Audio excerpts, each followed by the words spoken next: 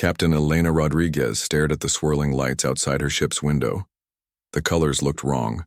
Space was supposed to be black with tiny white stars, not this purple and green mess that seemed to move like thick soup. Her experimental ship, the Defiant, shook as strange energy waves hit its hull. "Captain, where are we?" asked Dr. James Chen from his science station. His voice sounded worried. The man who usually stayed calm during everything now looked at his screens with wide eyes. "I have no idea," Elena said honestly. She turned to her engineer. "Mike, what happened to our jump drive?" Mike Thompson scratched his head and looked at his tools scattered around the engine room entrance. "Well, Captain, I think we broke something. The drive was supposed to take us to Alpha Centauri, but instead it did something weird. Like really weird. Sergeant Maria Santos checked her weapon systems out of habit. At least we're still in one piece. Though I've got to say, this place gives me the creeps." Elena was about to respond when every alarm on the ship started screaming at once.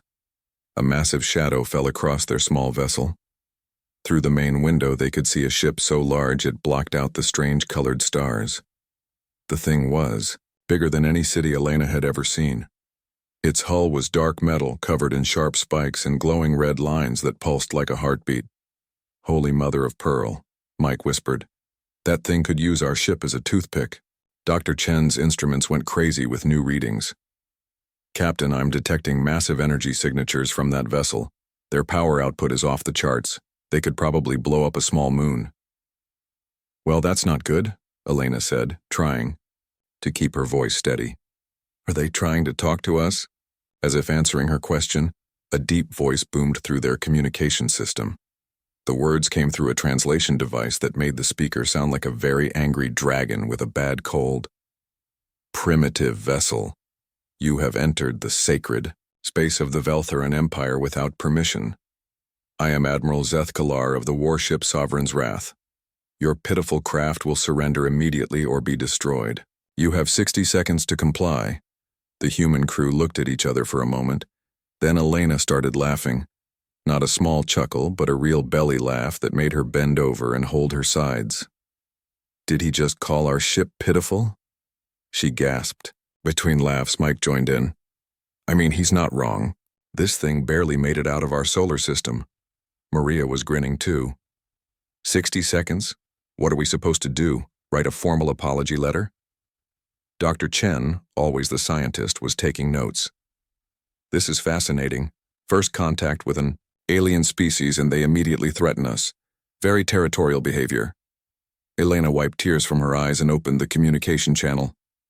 "Hello there, Admiral Zeth. How do you pronounce that? Anyway, thanks for the warm welcome.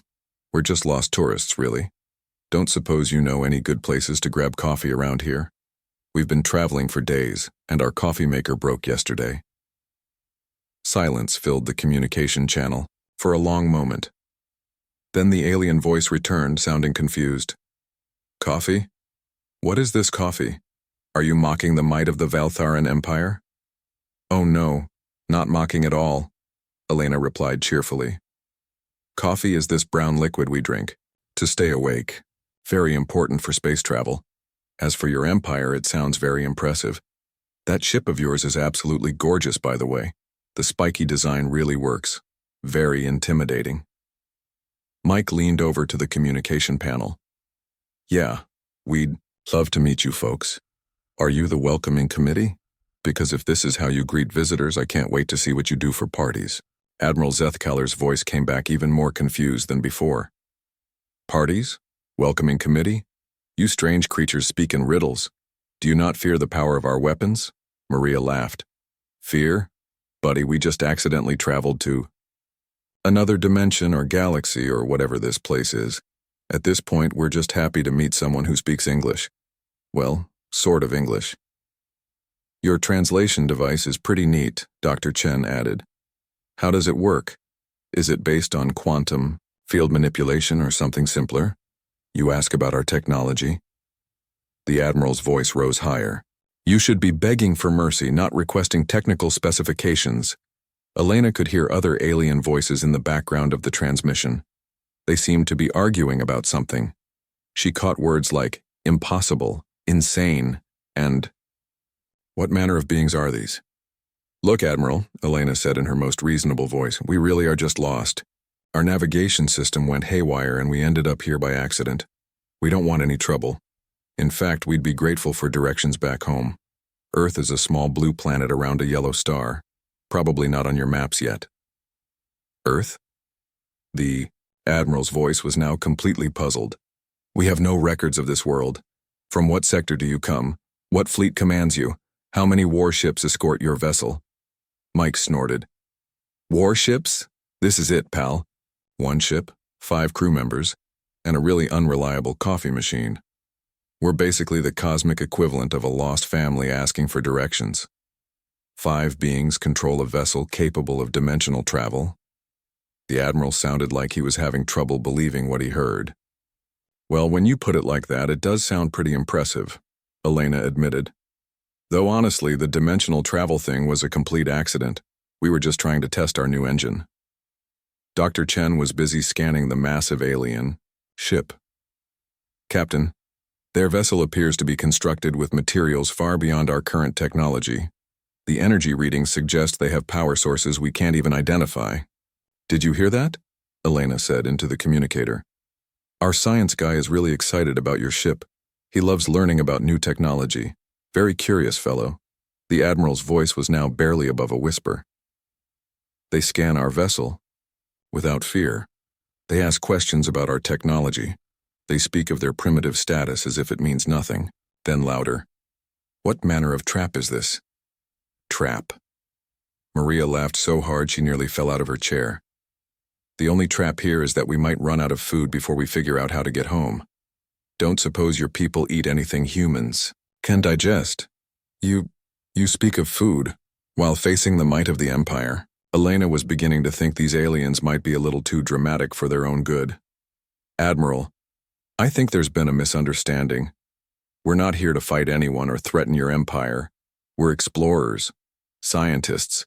We just want to learn about the universe and maybe make some friends along the way. Friends? The word came out like the Admiral was tasting something bitter. Sure, friends. You know, beings who get along, share stories, maybe trade knowledge. On Earth, we believe most conflicts come from misunderstandings. Usually, people fight because they're scared of things they don't understand. The communication channel went quiet for several minutes. Elena could imagine the aliens on the big ship trying to figure out what to do with visitors who treated their threats like invitations to chat. Finally, Admiral Zethkalar's voice returned. You will accompany us to Valthara Prime. The Emperor himself will decide your fate. Sounds great, Elena replied. We'd love to meet your Emperor. Should we bring anything? Flowers? Chocolate? We don't really know your customs. Just follow our ship, the Admiral said weakly. As the massive alien vessel began to move, Elena turned to her crew. Well, team, looks like we're going to meet some real aliens. This should be interesting. Mike was already checking their supplies. I just hope they have decent food. I'm getting tired of emergency rations. I wonder what their Emperor is like. Maria mused. Probably very formal and serious. Dr. Chen was practically bouncing with excitement. Think of what we could learn from them. This could change everything we know about technology, biology, culture. Elena smiled as she watched the alien ship guide them toward whatever adventure waited ahead. She had no idea that their simple human reactions had just convinced one of the galaxy's most feared military leaders that they might be the most dangerous species he had ever encountered. The throne room of Emperor Kethavarrox was designed to make visitors feel small and afraid. The ceiling rose so high it disappeared into shadows. Massive pillars carved from black stone held up the roof, each one decorated with scenes of the Empire's victories over other species. The floor was polished metal that reflected everything like a dark mirror. At the far end, the Emperor sat on a throne made from the bones of some enormous creature. Elena Rodriguez walked into this intimidating space and immediately started looking around with obvious delight. Wow, this place is incredible, she said, loudly, her voice echoing off the high walls. The architecture here is amazing. Mike, are you seeing this? Look at how they engineered those support beams. Mike Thompson was indeed looking, but not at the beams. He was staring at the Emperor, himself. HFY Orcs was huge, even sitting down. His reptilian skin was dark green with golden patterns, and his eyes glowed red in the dim light. Sharp claws extended from his fingers, each one longer than a human hand. "He's like a dragon," Mike whispered to Maria. "A really big, scary dragon, wearing fancy clothes." "Cool," Maria Santos replied, completely unimpressed. "I wonder if he breathes fire too."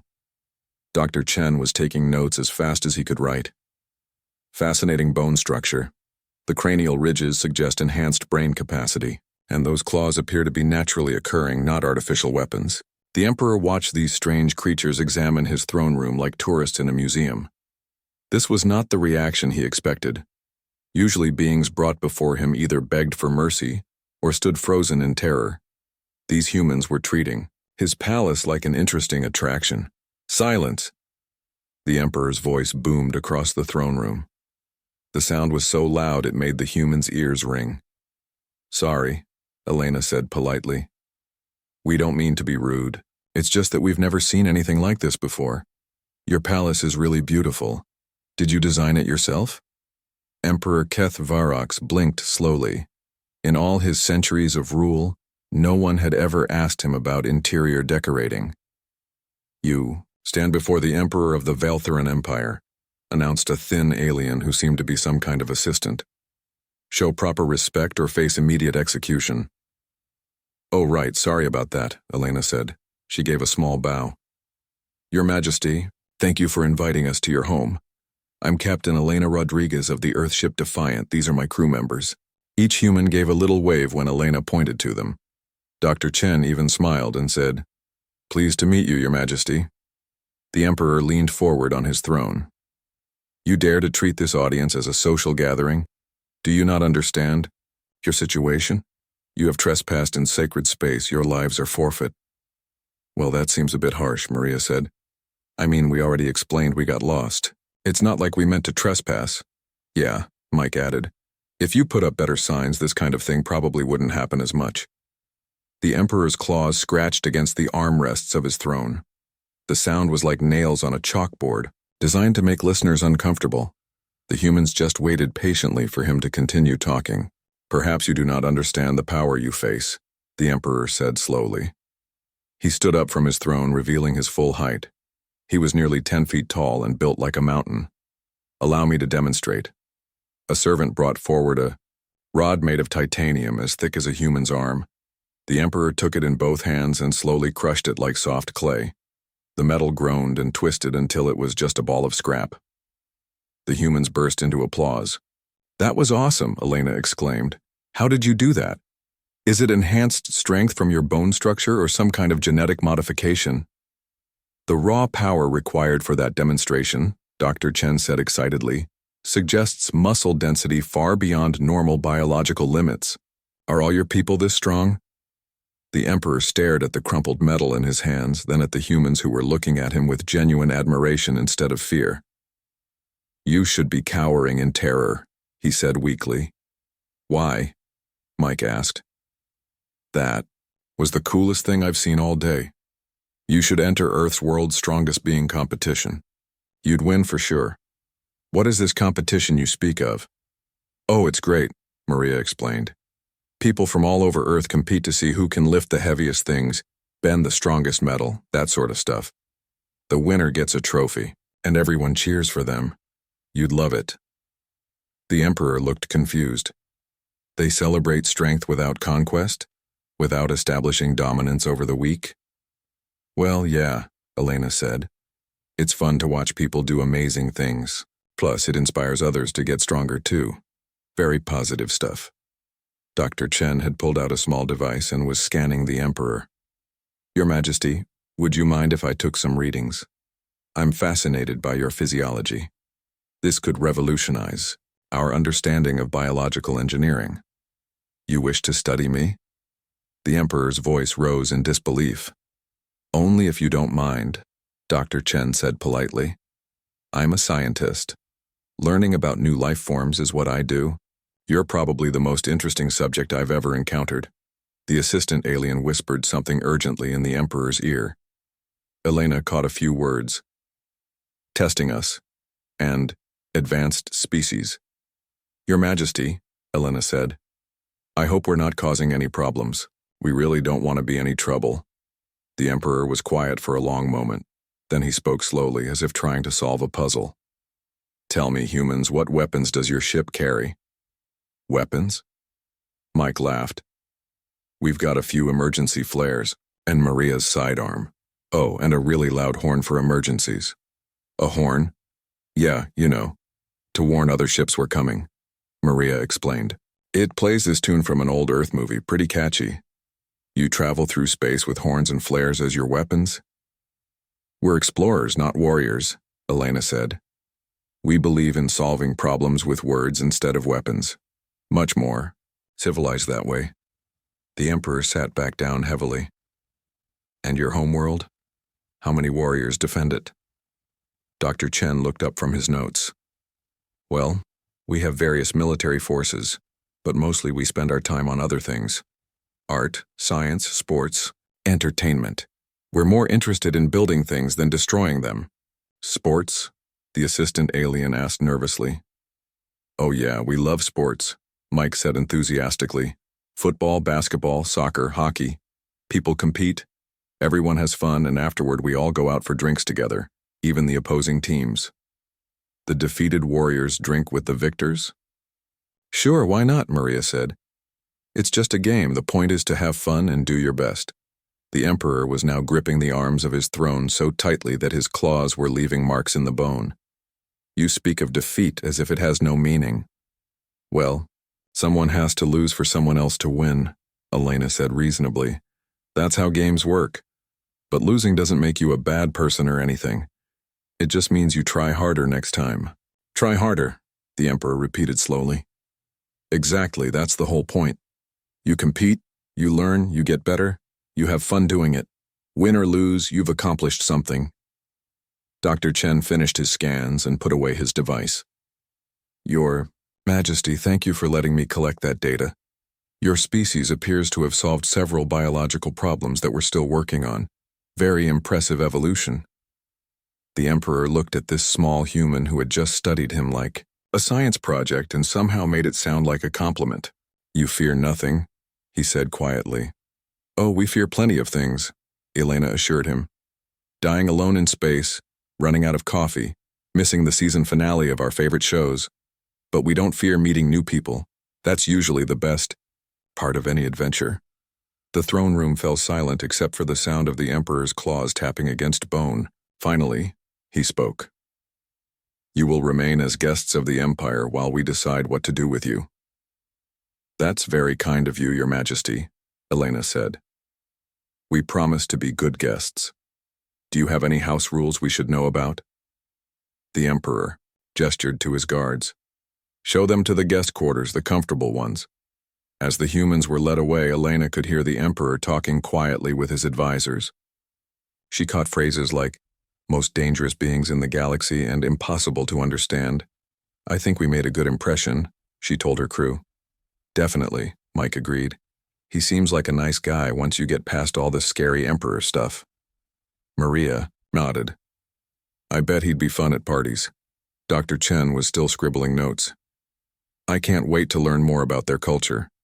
This is the discovery of a lifetime.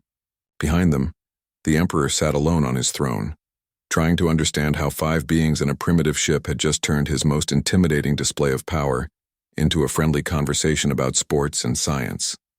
For the first time in his long reign, he was completely at a loss for what to do next. Admiral Zethkalar paced back and forth in his private chamber, his claws clicking against the metal floor. 3 days had passed since the humans arrived, and they had spent that time asking questions, complimenting the architecture, and somehow turning every conversation into a friendly chat. It was driving him crazy. They must be testing us, he muttered to his second-in-command, Commander Thaisara. No species can be this cheerful without hiding something terrible. Commander Thaisara nodded nervously. She had been present during the humans' tour of the ship's engine room, where they had spent 2 hours asking technical questions and suggesting improvements. Dr. Chen had even sketched out a design that could increase their power output by 12%. Sir, what if they're exactly what they appear to be? She asked carefully. Impossible. No one treats the Empire's greatest warriors like friendly neighbors unless they have power beyond our understanding. The Admiral stopped pacing. We will test them. The traditional trials of strength and will.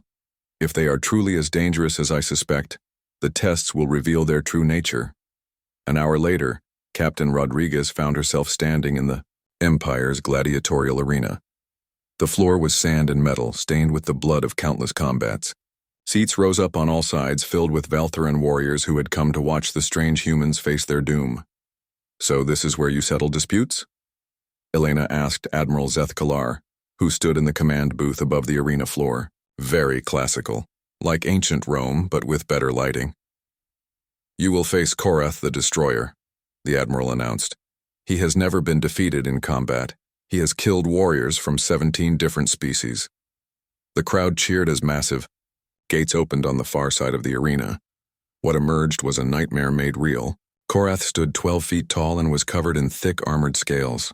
4 arms extended from his torso, each ending in claws that could slice through steel. His mouth held rows of sharp teeth, and his eyes glowed with yellow fire. Elena looked up at this monster and smiled. Well, hello there, big guy. I'm Elena. Nice to meet you. Korath roared, a sound like thunder mixed with breaking glass. The crowd cheered louder. I will crush your bones, Korath bellowed.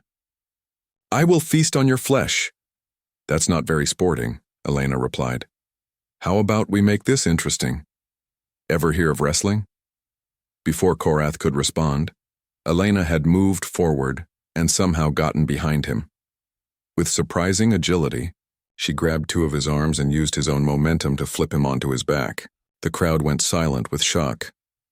The key is leverage, Elena explained to the stunned gladiator as she helped him back to his feet. You're much stronger than me, but strength isn't everything in a fight. Korath stared at her in confusion. You helped me up? Of course, no point in being rude about it. Elena dusted sand off his armor. Want to try again? I can teach you some moves if you'd like.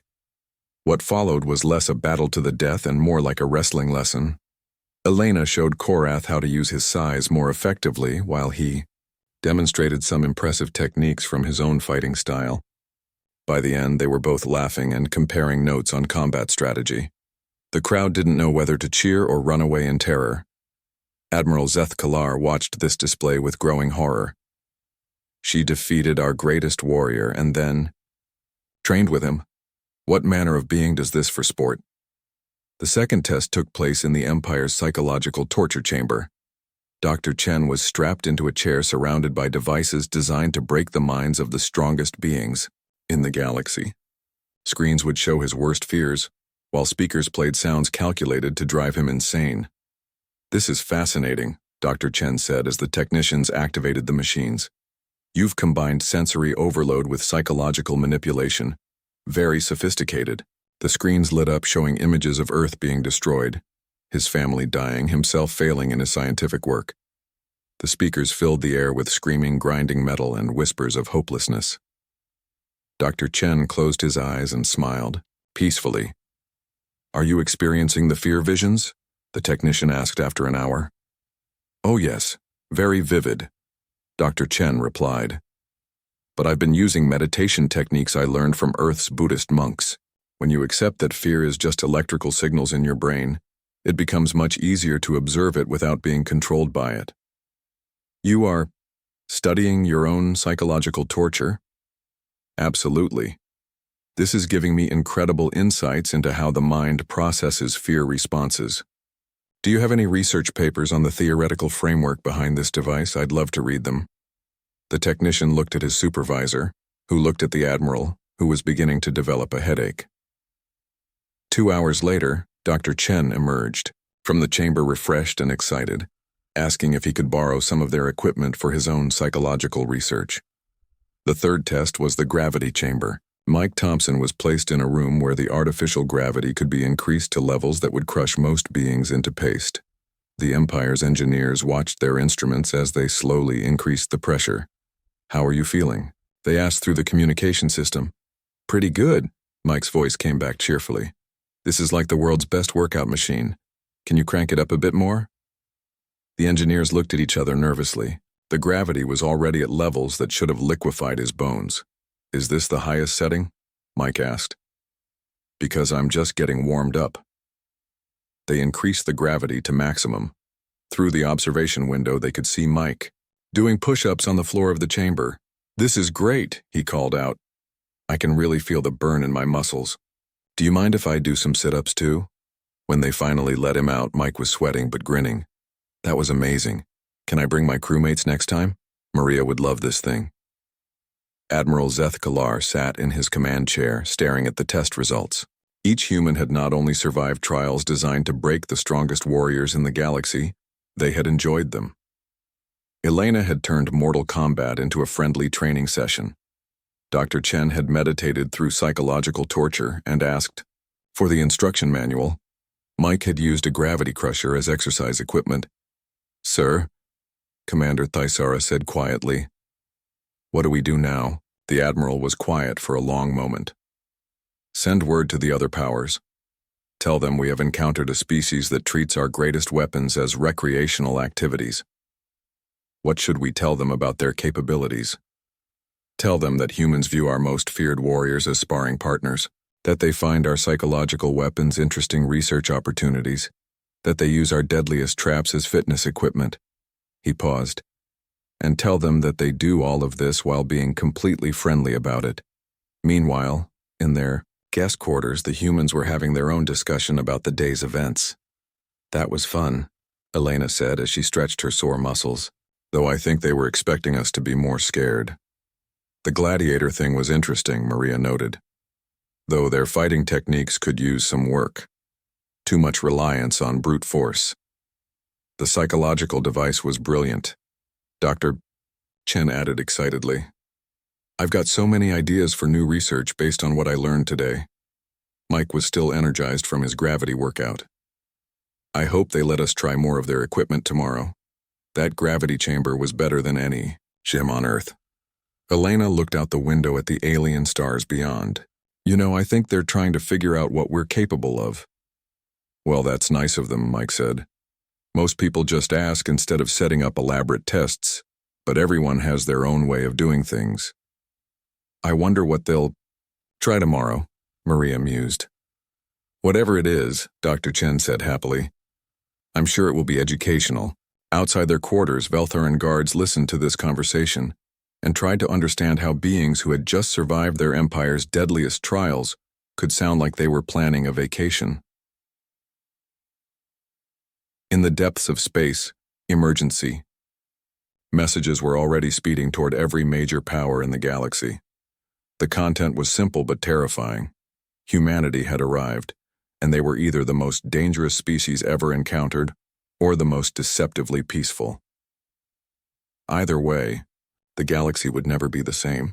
News traveled fast across the galaxy when something truly shocking happened. Within a week, every major power had received reports about the humans who laughed at the Valtharan Empire's greatest weapons. The response was immediate and widespread: panic. The Zephyrian Trade Consortium called an emergency meeting of their board of directors. These beings had built their fortune by knowing exactly how dangerous every species in the galaxy could be. They had detailed files on military capabilities, territorial ambitions, and threat levels for thousands of different worlds. But humans weren't in any of their databases. How did we miss an entire species? Demanded Trade Director Vashati, her blue-scaled hands trembling as she read the report. According to this, they travel in primitive ships but treat the Empire's weapons like toys. More concerning, added her assistant, is that they seem to have no concept of galactic economics.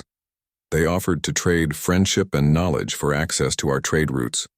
When we explained that trade requires actual valuable goods, they asked if we'd be interested in something called chocolate and coffee. The board members looked at each other nervously. A species that didn't understand the value of trade goods was either incredibly naive or operating on a level of wealth beyond imagination. Meanwhile, the Hive Mind Collective was experiencing something they had never felt before: confusion that affected their entire linked consciousness. The collective shared thoughts across billions of individuals, making them incredibly efficient at processing information. but the humans made no sense to their logical minds. Individual named Elena Rodriguez exhibits no signs of mental connection to others of her species, reported Drone 7053 Thanu 21. Yet her crew follows her commands without coercion. This suggests either advanced mind control technology or genuine voluntary cooperation. Impossible, replied the central processing node. No species achieves space travel without either hive mind efficiency or strict hierarchical control. Individual thinking is too chaotic for complex tasks. Furthermore, continued the drone, human named Dr. Chen requested permission to study our neural linking processes. He claims he wants to understand how we share information for pure scientific curiosity. No strategic benefit requested. The collective processed this information for several hours, which was an eternity for their linked minds. Finally, they reached a conclusion that sent ripples of uncertainty through their entire network. Humans might represent a completely new form of intelligence that they couldn't understand or predict. On the war moon of Krexthar, the draconic star clans held their own emergency council. These were beings who had spent centuries conquering weaker species through overwhelming military might. Their entire culture was built around the concept that strength determined worth. Clan leader Vorthak slammed his massive fist on the war table, denting the solid metal surface. You tell me that 5 beings in a single ship have made the Empire look like fools? Impossible. The reports are verified, war leader, his intelligence chief replied carefully. Human female Elena Rodriguez defeated Korath the Destroyer in single combat, then trained with him as if they were friends. They show no fear of superior firepower. Then they must have weapons beyond our understanding, Vorthak growled. What does our spy network report about their homeworld? That is the confusing part, war leader. Long-range scouts report that Earth appears to be a single planet with no orbital defenses, no fleet of warships, and no evidence of the kind of military infrastructure needed to support galactic conquest. Vorthak's glowing eyes narrowed. A trap. They want us to think they're weak, so we'll attack unprepared. Perhaps, the intelligence chief said nervously. But our scouts also report that humans spend most of their time creating art, playing games, and arguing about something called politics. They appear to fight each other more than they fight external threats. Madness, Vorthak muttered. No species survives long enough to reach space while fighting itself. What none of these powers knew was that the humans, completely unaware of the galactic panic they had caused, were having the time of their lives. Dr. Chen had convinced the Veltharan engineers to let him help solve a problem that had puzzled them for decades. Their main power distribution system had a flaw that caused random fluctuations, but no one could figure out what was wrong. It's a resonance cascade issue, Chen explained cheerfully, as he crawled through a maintenance tunnel with several bemused alien technicians. Your power conduits are vibrating at frequencies that interfere with each other. We had the same problem with early fusion reactors on Earth. You have fusion reactors? Asked Chief Engineer Morthdan in surprise. Oh sure, though ours are much smaller than yours. We mostly use them for research. Chen emerged from the tunnel covered in maintenance grease but grinning. The fix is actually pretty simple. You just need to install dampening fields at these junction points. Working together, they had the system repaired in 3 hours. The power grid that had caused problems for centuries now ran smoothly. How did you know the solution so quickly? Morthdan asked. Basic engineering principles, Chen replied. Plus, we humans are really good at breaking things, so we get lots of practice fixing them too. Meanwhile, Mike Thompson had started teaching some of the younger Veltharan warriors about human games. What began as a simple demonstration of poker had turned into a regular gathering in the ship's recreation area. The trick, Mike explained as he dealt cards to a group of fascinated aliens, is not just knowing your own cards, but reading the other players. Watch their body language, listen to their voices. Even without telepathy, you can learn a lot about what someone is thinking. Sub-Commander Kelthar studied his cards carefully. This seems like combat training disguised as entertainment. Well, sort of, Mike admitted. But the important part is that everyone has fun. Watch. He laid down his cards. I lose this hand, but so what? We play another round. The aliens watched in amazement as Mike smiled about losing, congratulated the winner, and immediately started dealing the next hand as if nothing had happened. You show no shame in defeat, observed another warrior. Why should I? Losing means I get to learn something new. Plus, if I won every time, the game wouldn't be fun for anyone else. This concept was so alien to the Veltharan mindset that several of the younger warriors spent hours discussing it among themselves. Captain Rodriguez had somehow ended up in charge of organizing what she called cultural exchange activities. This mostly involved teaching interested aliens about human customs while learning about theirs in return. On Earth, she explained to a group of diplomats, we have this thing called small talk. It's where you have friendly conversations about unimportant things just to be social. What is the strategic purpose of discussing unimportant matters? Asked Ambassador Velnar. There isn't one, Elena replied cheerfully. That's the point. You talk about the weather or sports or what you had for breakfast, just to be friendly. It makes people feel more comfortable around each other, and this makes them more likely to form alliances? Sometimes. But that's not really the goal. The goal is just to be nice to each other because being nice feels good. The ambassador spent several minutes trying to process this information. A social behavior with no strategic benefit was completely outside his understanding of how civilized beings interacted. Sergeant Santos had perhaps caused the biggest stir of all by accidentally starting a revolution in military thinking. During a demonstration of human combat techniques, she had made an offhand comment that changed everything. The thing about fighting, she told a group of Veltharan soldiers, is that it should always be the last option. Back on Earth, our best warriors are the ones who can end conflicts without anyone getting hurt. How does one defeat an enemy without violence? Asked Captain Morthek. Lots of ways. Sometimes you talk them out of fighting. Sometimes you show them there's a better solution than whatever they're fighting about. Sometimes you just wait for them to calm down and realize they don't actually want to fight. But what if they refuse to listen to reason? Maria shrugged. Then you do what you have to do to protect yourself and others.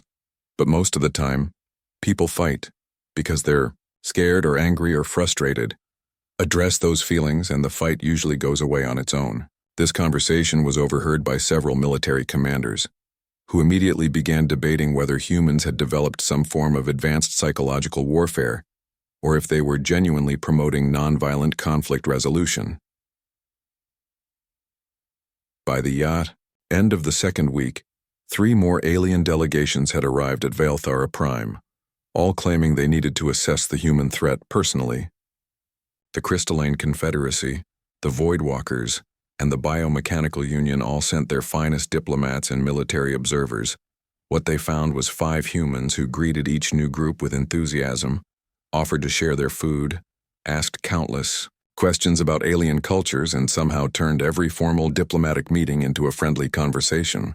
They appear to collect information about our species for no discernible strategic purpose, reported Confederacy observer Crystal Song of Starlight. Human Dr. Chen has compiled detailed notes on 17 different alien biological systems, but shows no interest in exploiting.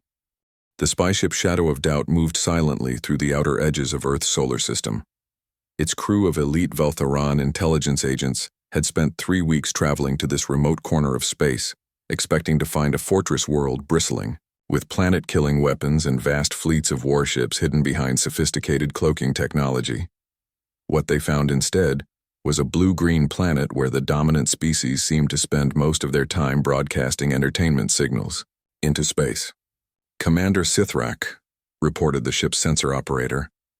I'm detecting thousands of communication signals from the planet's surface. They appear to be recreational transmissions.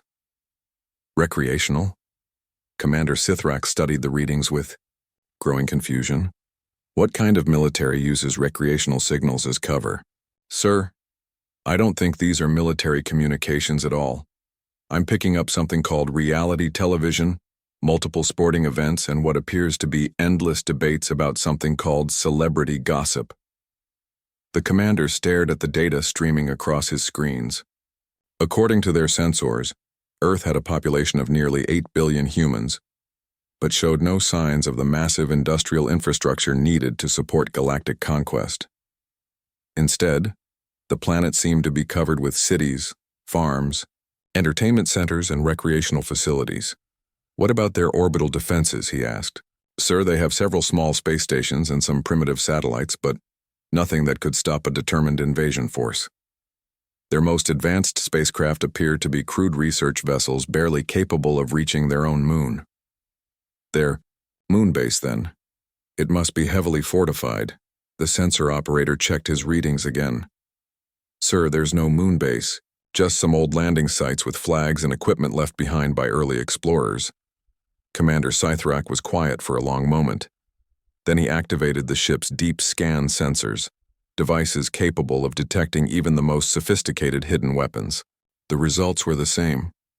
Earth was exactly what it appeared to be, a single planet inhabited by beings who seemed more interested in entertainment than conquest. "Send a coded message to Admiral Zethkalar," he ordered finally. "Tell him the humans are exactly what they claim to be."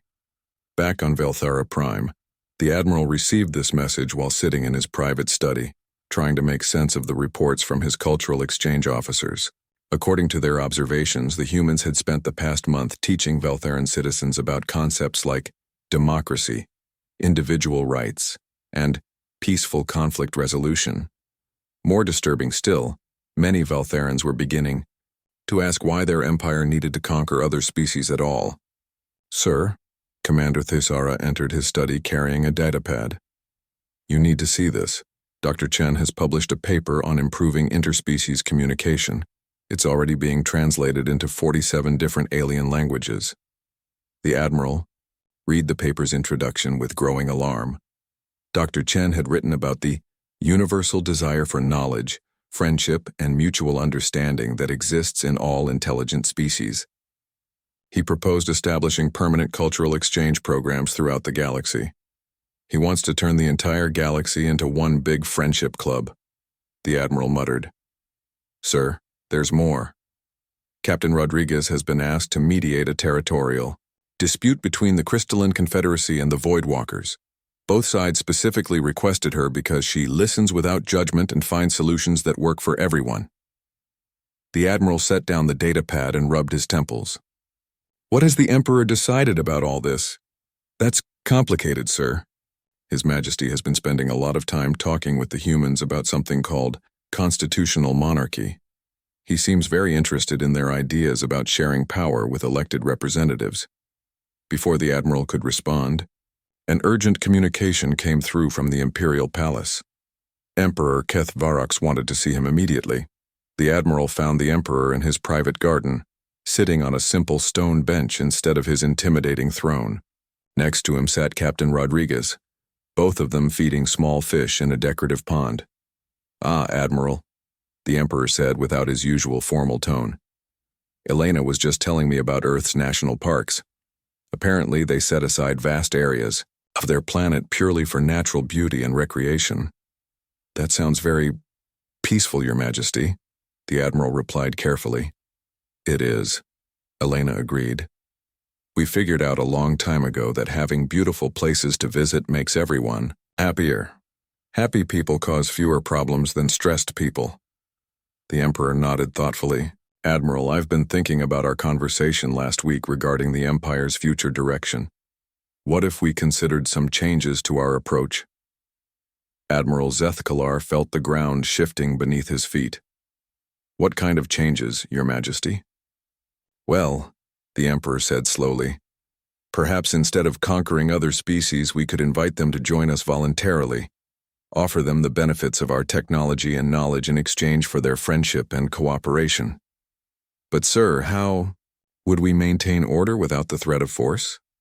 Elena smiled. "You'd be surprised how much people cooperate when they feel like they're being treated fairly. Most conflicts happen because someone feels like they're not getting a fair deal." "The humans have shown us something remarkable," the Emperor continued. "They've demonstrated that strength doesn't have to mean domination, that the most powerful response to aggression might be friendship. The admiral was quiet for several minutes, watching the fish swim in peaceful circles. Finally, he spoke. "Your Majesty, what exactly are you proposing?" "A new kind of empire," the emperor replied. "One based on cooperation instead of conquest, trade instead of tribute, knowledge sharing instead of knowledge hoarding." "And if other species refuse to join peacefully?" Elena shrugged. "Then you leave them alone and hope they change their minds. Eventually. You can't force people to be friends, but you can show them that being friends is more fun than being enemies." Over the following months, word of the Emperor's new policies spread throughout the galaxy.